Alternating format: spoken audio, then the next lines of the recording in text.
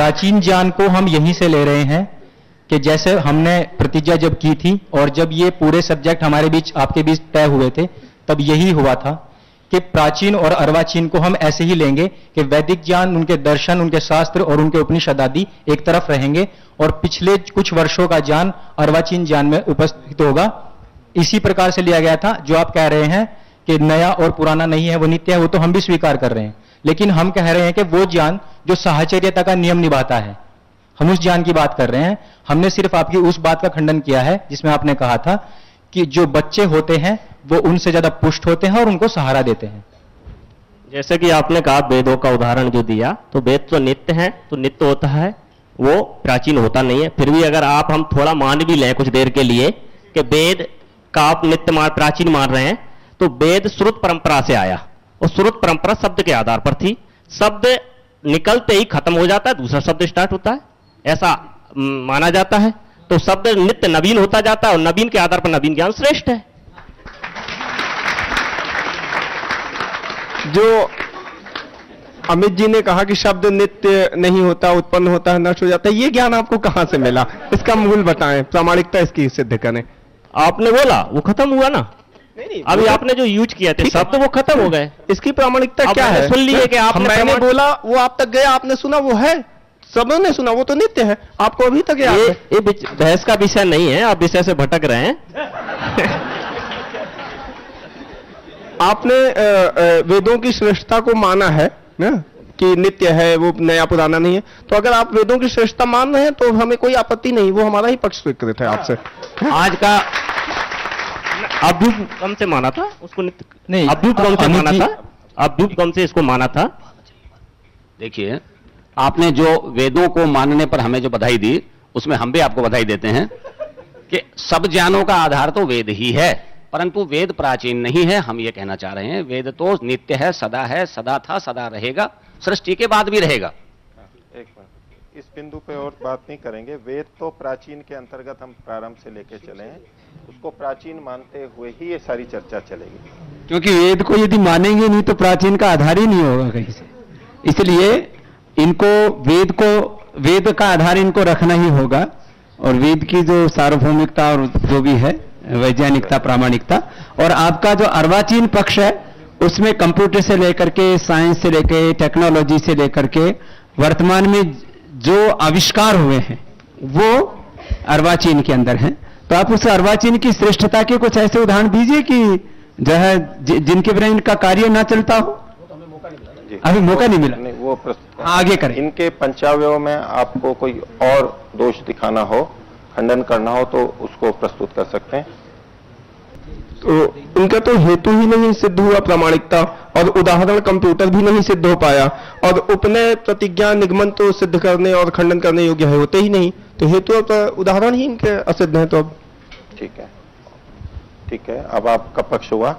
अब आगे चर्चा तो दोबारा आगे चलेगी, लेकिन अब प्रतिपक्ष को अवसर है, वो पक्ष के पंचावयों में कोई दोष दिखाना चाहें, खंडन करना चाहें तो कर सकते हैं। इसमें जो सर्वांगीण शब्द का प्रयोग हेतु में किया गया है, ये जो इन्होंने कहा कि सर्वांगीण विकास देखा जाता है, उसका जो उदाहरण इन्होंने स्वामी जी महाराज को दिया, स्वामी जी महाराज ने जितना भी कार्य किया है उस कार्य में जितना सहयोग प्राचीन ज्ञान का है उससे अधिक सहयोग अर्वाचीन ज्ञान का है। क्या बात, सहयोग तो आपने शुरू में ही किया था कि अर्वाचीन प्राचीन के सहयोग के लिए वो बालक है, वो प्रौढ़ है, ये तो हमने मान लिया था कि हाँ अर्वाचीन से जो है प्राचीन का जो है श्रेष्ठता साबित ही है, तो प्राचीन का ही प्रचार प्रसार अर्वाचीन के माध्यम से किया गया। इसमें तो हमारा अर्वाचीन की प्रासंगिकता को हम नकार नहीं रहे, अर्वाचीन प्रासंगिक है, हमारे प्रत्येक जीवन में, हमारे व्यवहार में है, ठीक है, पर श्रेष्ठता पे विषय है तो प्राचीन ज्ञान श्रेष्ठ है, क्योंकि प्राचीन ज्ञान के मूल तत्वों, योग, आयुर्वेद आदि का ही प्रचार किया गया, उसको आप नकार नहीं सकते। महोदय, यदि प्राचीन ज्ञान ही श्रेष्ठ होता और अर्वाचीन ज्ञान का उसमें बहुत अधिक सहयोग योगदान नहीं होता, तो प्राचीन जितने भी तौर तरीके थे उनसे आप प्रचार करके देखिए, कितने ऋषियों ने प्रचार किया, उनका कितना परिणाम मिला, कितने व्यक्तियों तक योग पहुंच पाया, उस पर जरा आप खुद गौर कर लीजिए। वेदों में कहा गया, वेदों में कहा गया है, आनो भद्रा क्रतवो यंतु विश्वता, let all noble thoughts come to us, सभी सर्वश्रेष्ठ ज्ञान हमारे पास आए। तो उसके तहत अगर हमने बताया कि प्रासंगिकता तो हमें स्वीकार ही है, अर्वाचीन के प्रासंगिकता है प्रचार माध्यमों में, विज्ञापन में, electronic media, print media, mouth media और अन्य प्रकारों, तो वो तो हमें स्वीकार है, उसमें तो कोई बात नहीं, श्रेष्ठता पे विषय है। आपने हमारा परिश्रम कम कर दिया, आपका धन्यवाद। आपने स्वयं ही अर्वाचीन ज्ञान का कि यदि विशेषता स्वीकार कर ली हो तो इस बात का आगे कुछ विशेष महत्व नहीं रहेगा। शब्दों को ग्रहण करें उसके भावों से, मैंने कहा उसकी प्रासंगिकता को नहीं नकारा जा रहा है, श्रेष्ठता पे विषय है कि प्राचीन ज्ञान श्रेष्ठ है। आप शब्दों में स्वयं को ऐसे भरमा रहे हैं तो अच्छा है अगर आप ऐसा कर रहे हैं तो। आप अर्वाचीन ज्ञान में जो सर्वांगीण विकास था उसका कुछ प्रमाण दीजिए।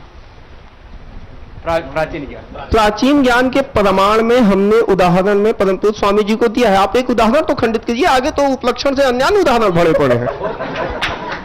देखिए, एक ही विषय को बार बार अगर आप चर्चा करना चाहते हैं तो मैं दोबारा बता देता हूं कि स्वामी जी महाराज ने जो इतना बड़ा कार्य किया है जो प्रत्यक्ष है, और इसमें जो साधन प्रयोग किए गए वो भी प्रत्यक्ष हैं, उनको आप जुटला नहीं सकते।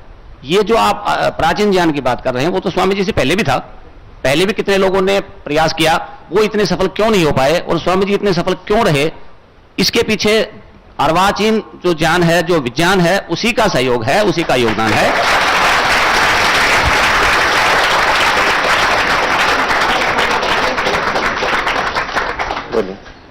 महोदय, हम सर्वदा ही यह जानते हैं कि एक साधन होता है, एक साध्य होता है।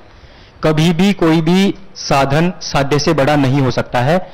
जिस प्रकार के भी उपकरणों का प्रयोग स्वामी जी महाराज अभी कर रहे हैं वो मात्र साधन है और वो साधन ही रहेंगे, वो साध्य का स्थान कभी नहीं ले सकते हैं।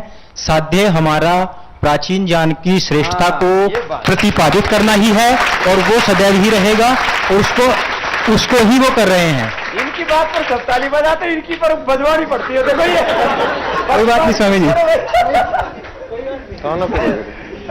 ओम ये अमित सेटिंग करके आया।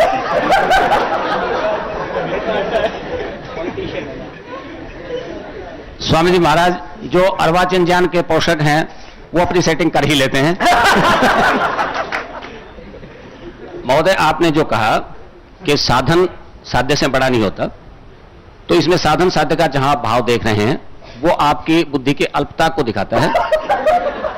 ये दोनों साधन ही हैं, अर्वाचीन ज्ञान भी साधन है, प्राचीन ज्ञान भी साधन है। साध्य तो हमारा अपवर्ग है। साध्य क्या है? साध्य तो अपवर्ग और हमारा निःश्रेयस है, हमारा उत्कर्ष है। तो जिसको आप अपवर्ग कह रहे हैं, पहली बात तो यह है कि वो शब्द क्या आपके अर्वाचीन ज्ञान से आया है या प्राचीन ज्ञान से आया है? पहले इसको स्पष्ट कर। ठीक।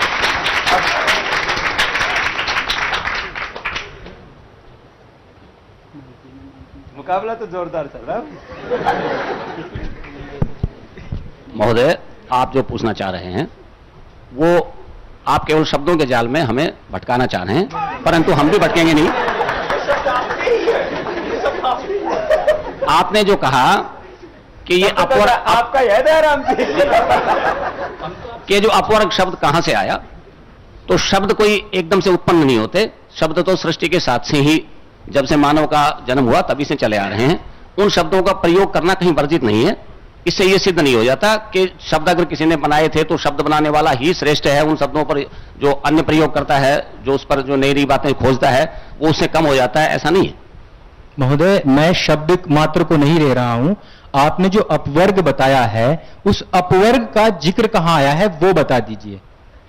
वो है कहां, उसका उल्लेख कहां हुआ है वो बता दीजिए।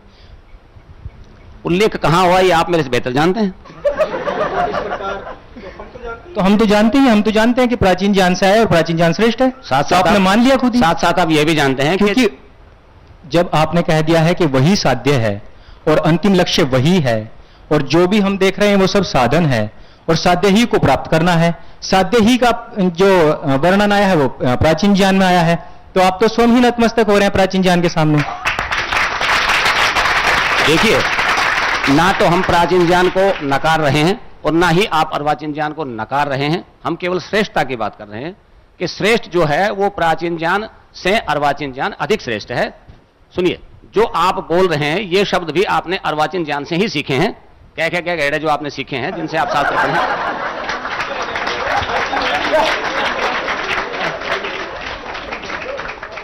शब्दों के सीखने पे जो आपने बताया कि ये नए से सीखा है, तो ये तो हमारी बहुत प्राचीन परंपरा है, श्रुत ज्ञान परंपरा।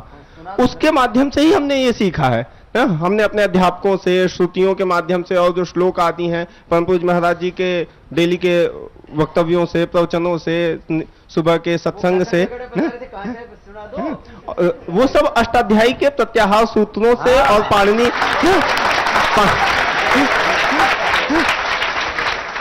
प्रत्याहार सूत्रों के विषय में शायद आप लोगों को पता भी न हो कि वो मानव मस्तिष्क की सर्वश्रेष्ठ कृति कहा जाता है। और कंप्यूटर, और आपने जो कंप्यूटर का उदाहरण दिया है, कंप्यूटर ने भी सर्वश्रेष्ठ भाषा के रूप में संस्कृत को ही मान्यता दी है, जिसमें आप इस बात को भूल रहे हैं प्रभु, आप इस बात को भूल रहे हैं कि जो अष्टाध्यायी आपने पढ़ी है वो भी अधिकतर कंप्यूटर से ही छपी हुई हैं।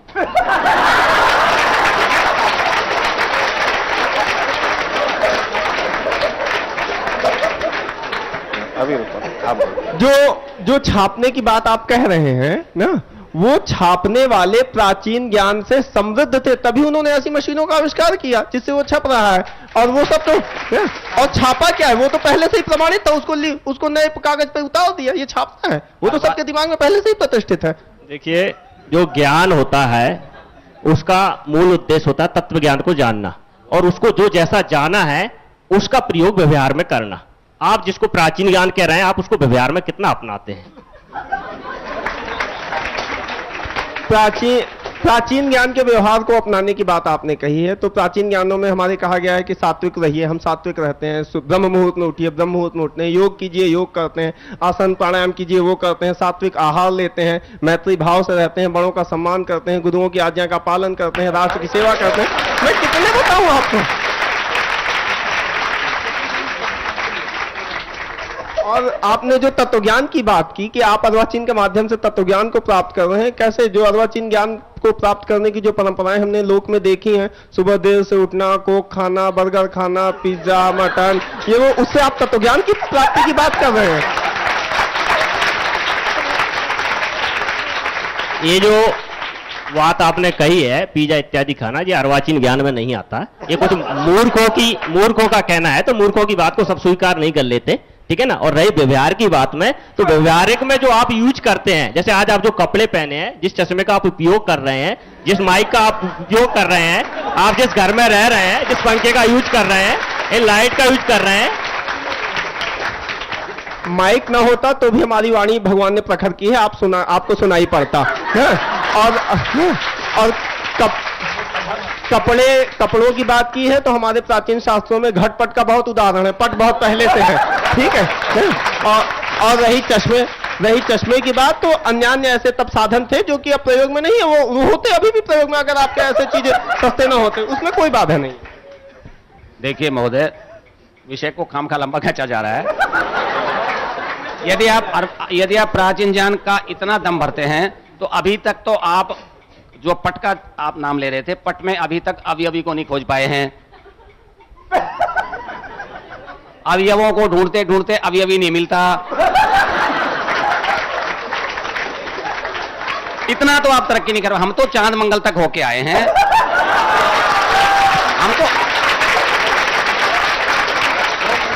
हम तो आंखें बदल देते हैं, गुर्दे बदल देते हैं, मुर्दे को जब तक प्राण ना निकले तब तक बचाने का प्रयास करते हैं, और उसमें कामयाब भी होते हैं।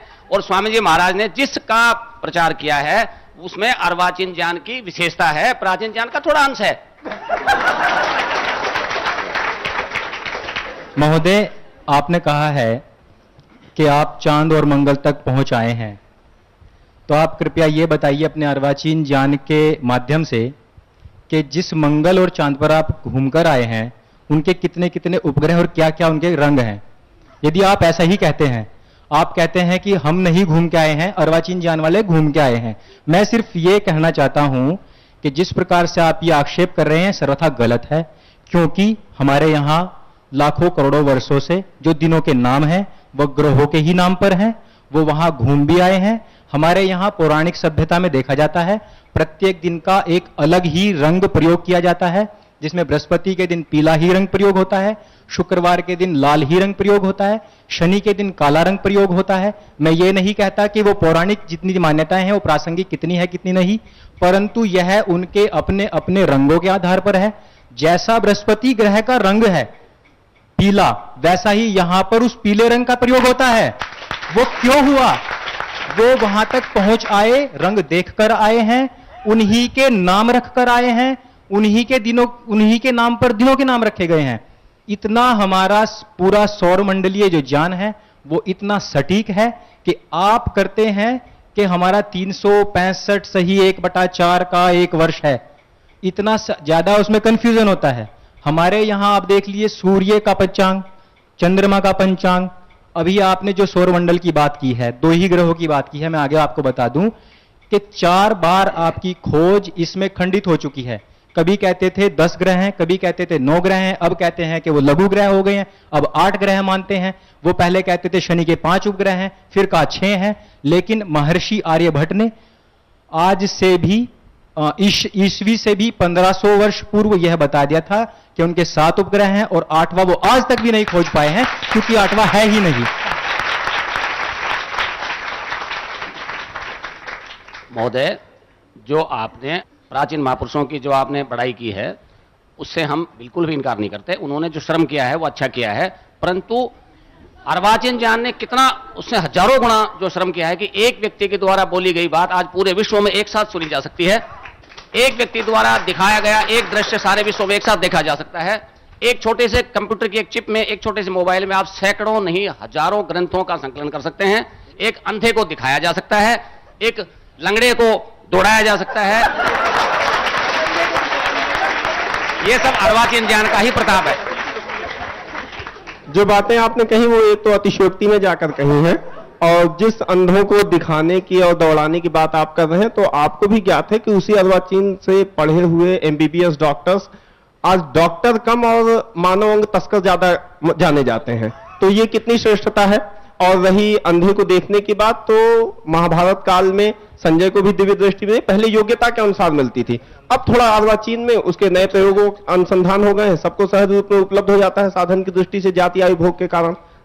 उसके अलावा जैसा आपने ये कहा कि आंख को देखने की बात, तो भगवान की जो न्याय व्यवस्था थी उसके अनुसार वो सब ऐसा है। आप भगवान की व्यवस्था के ऊपर हस्तक्षेप करते हैं, उसका रिजल्ट आपको केदारनाथ, आपदा आदि, भूकंप, सुनामी, अन्य तरीके से मिलते ही रहते हैं। ठीक है, मैं आपकी 2 बातों का 2 अलग अलग उत्तर दूंगा। एक तो इन्होंने ये कहा कि अर्वाचीन ज्ञान में जो दुरुपयोग किया जा रहा है, दुरुपयोग प्राचीन ज्ञान का भी यदि आपको देखना हो तो आप रामपाल जी और आसाराम जी जैसे ऋषियों को देख सकते हैं। और यदि दूसरी जो बात आपने पूछी, जो आपने कहा कि अर्वाचीन में, जो प्राचीन में दोष नहीं है, जो आपने कहा, तो प्राचीन में दोष कहां नहीं था। आपका विज्ञान कितना विकसित था, आप रामायण काल को देख लीजिए। एक रावण के पास विमान था, बाकी किसी बड़े से बड़े व्यक्ति के पास भी नहीं था। आज कोई भी व्यक्ति विमान में बैठ सकता है।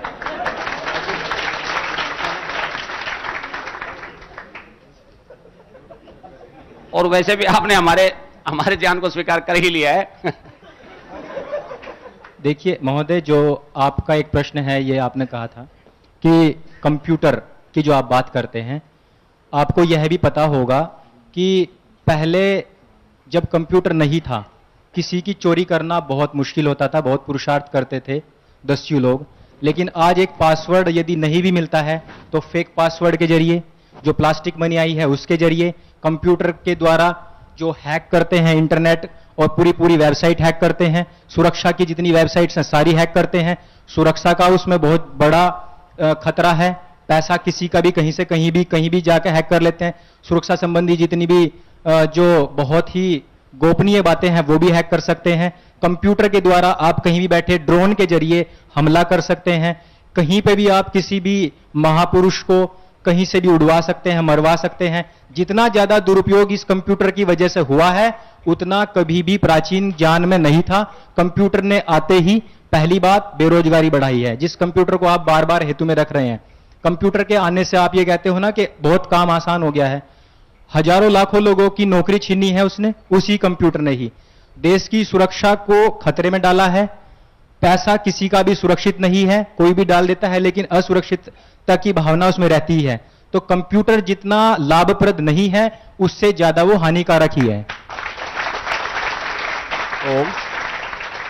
कंप्यूटर के कारण कंप्यूटर के कारण से आपका पैसा कितनी बार किसी ने चोरी किया। और दूसरी बात, सुरक्षा की जो बात कही, आज के विज्ञान ने जो सुरक्षाएं उपलब्ध कराई हैं वो सर्वश्रेष्ठ हैं। प्राचीन सुरक्षाओं की अगर आप बात करें तो राजा राम का उदाहरण मिलने को आता है। जिस राम की राजा होने के बाद उनकी पत्नी चोरी हो गई हो, वो काय की सुरक्षा।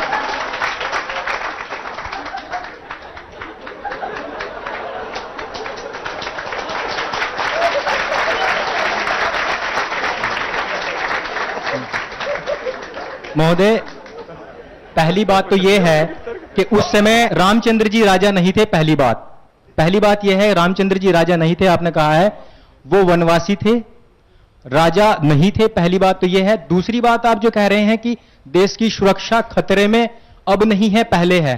परमाणु हथियार अब इतने बन चुके हैं कि पृथ्वी को आप 7 बार नष्ट कर सकते हैं। तब रावण या राम मिलकर भी पृथ्वी को नष्ट करने की बात नहीं करते थे। जो भी युद्ध होता था धर्मयुक्त होता था। पहले उन्होंने, जब हमने माना कि वो उठाकर ले गए, वो भी एक छल था, छल के द्वारा वो ले भी गए, एक अबला नारी को ले भी गए, तो उसमें कोई महानता वाली बात हम भी नहीं मान रहे हैं। लेकिन जो आप कह रहे हैं युद्ध की बात, युद्ध धर्मयुक्त ही हुआ था, अधर्मयुक्त नहीं होता था। किसी भी देश के पास में आज तेल है, ड्रोन के द्वारा हमले करके वहां के लोगों को मारा जाता है, सिर्फ किस लिए? वहां कब्जा करने के लिए। ये किसकी देन है? ये प्राचीन ज्ञान की देन नहीं है। प्राचीन ज्ञान में क्या था? श्री कृष्ण जी कई बार पहुंचे कि यह युद्ध नहीं होना चाहिए, अंगद जी को भेजा गया था, हनुमान जी को भेजा गया था, कितनी बार शांति दूत बनाकर भेजते थे।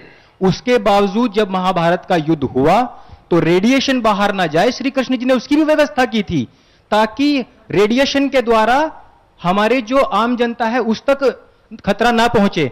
आपके 1900 से लेकर 1950 तक 2 बड़े विश्व युद्ध हुए हैं। कितना रेडिएशन के द्वारा वहां लोगों को आज तक वहां अपंग पैदा होते हैं। वो किसकी देन है? वो अर्वाचीन ज्ञान की देन है। आपने ये एक शब्द प्रयोग किया, अधर्म युक्त। पहले युद्ध नहीं होता था, आज हो रहा है। जब महाभारत का युद्ध हो रहा था, अभिमन्यु अकेला था और उसके विपक्ष में जो कितने सारे सैनिकों ने उसको घेर के अकेला मारा था। ये अधर्मयुक्त नहीं था। दूसरा, आप जो अत्याचार के बारे में कह रहे हैं, इतने 5 महाबलियों की धर्मपत्नी और भीष्म पितामह जैसे महाबली की पौत्र वधू होकर भी जिसका भरी सभा में अपमान किया गया हो, इससे अधिक अत्याचार का कहीं उदाहरण मिलेगा आपको?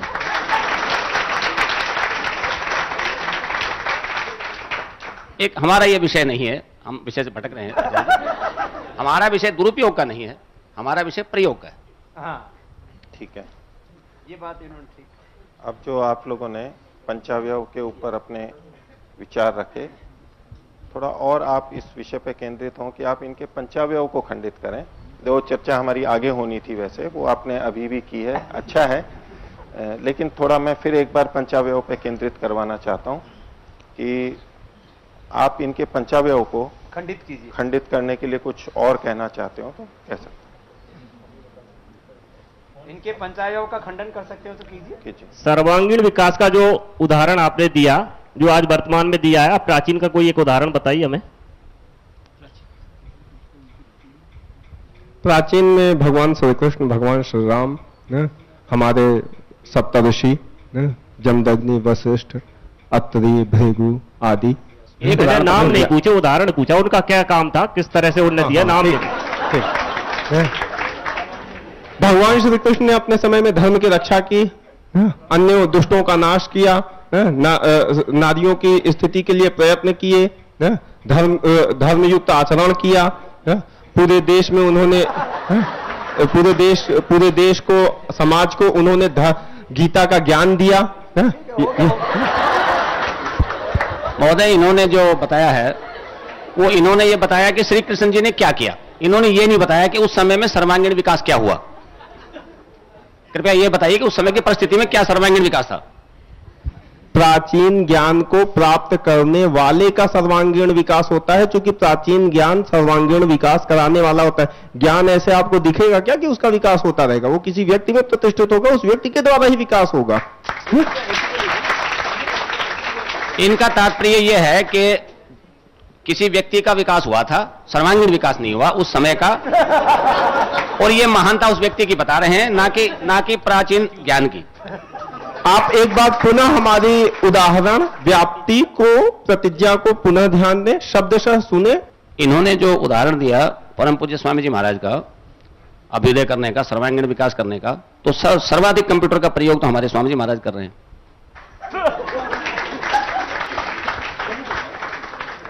मैं आपको बताना चाहूंगा, महाराज जी ने अभी परसों ही प्रसंगवश एक बात में कहा था कि वो ज्यादा टेक सेवी नहीं है और कंप्यूटर आदि का प्रयोग व्यक्तिगत रूप से वो नहीं करते हैं। बाकी सहायक रूप में लोग करते हैं स्वामी जी के साथ चलने वाले, तो उसमें कोई विरोध तो नहीं है ना महाराज जी? मोबाइल तो करते हैं। महाराज जी का तो संपूर्ण व्यक्तित्व का विकास वो प्राचीन ज्ञान ही है। एक बार फिर से कहिए, आपने क्या कहा? मैंने ये कहा कि आपने कहा कि महाराज जी सर्वाधिक कंप्यूटर का प्रयोग करते हैं। मैंने कहा महाराज जी ने परसों ही प्रसंगवशात ये ऐसा कहा था कि व्यक्तिगत रूप से महाराज जी टेक सेवी नहीं है, कंप्यूटर आदि का प्रयोग नहीं करते। महाराज जी को जानने वाले, मानने वाले फेसबुक फ्रेंड, वो अपनी आत्म प्रेरणा से महाराज जी की बातों से प्रभावित होकर प्राचीन विद्या की पराकाष्ठा से वो नतमस्तक होते हुए वो उसको प्रचार प्रसारित कर रहे हैं फेसबुक पे व्यक्तिगत जीवन में, तो उससे मुझे कोई विरोध नहीं। वो तो अच्छा ही है, क्योंकि वो मान ही रहे हैं कि प्राचीन ज्ञान श्रेष्ठ है, इसलिए वो आध्यात्मिक तरीके से भी उसका उपयोग कर रहे हैं, कोई दिक्कत नहीं। स्वामी जी जो उपयोग कर रहे हैं, तो जिन वस्तुओं का उपयोग कर रहे हैं उन्हें श्रेष्ठ समझ के ही कर रहे हैं ना। ये अपने काफी चर्चा हो गई, अब ये उस तरफ नहीं जाएगी। आप दोनों से एक एक प्रश्न कर रहा हूं, एक दूसरे के पंचावयव की दृष्टि से। प्राचीन वालों का पंचावयव में हेतु था कि सर्वांगीण विकास करने वाला होने से प्राचीन ज्ञान श्रेष्ठ है, कराने वाला होने से। तो क्या आप इसका खंडन कर सकते हैं कि जो सर्वांगीण विकास कराने वाला होता है वो श्रेष्ठ नहीं होता? नहीं, हम इसका खंडन नहीं करते। हेतु का खंडन नहीं है। क्या आप ये मानते हैं कि प्राचीन ज्ञान सर्वांगीण विकास को कराने वाला नहीं है? प्राचीन ज्ञान जिस प्रकार से ये बता रहे हैं उस प्रकार से नहीं है। तो इनकी जो कमी है उसको आप पूर्ति कर सकते हैं जी, कि प्राचीन ज्ञान कैसे सर्वांगीण विकास करने वाला था, बताइए। प्राचीन ज्ञान, इसमें आप मुझे हारा हुआ घोषित कर देंगे फिर? मैं नहीं करूंगा। तो आप इसको बताने को उद्यत क्यों हो रहे हैं?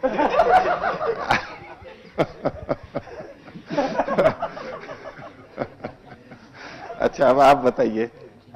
इन्होंने कहा था कि जो प्रामाणिक होता है वो श्रेष्ठ होता है, जो प्रामाणिक होता है वो श्रेष्ठ होता है। इसमें आपको कोई अड़चन है या आपको स्वीकार्य है? जो प्रामाणिक होता है वो श्रेष्ठ होता है।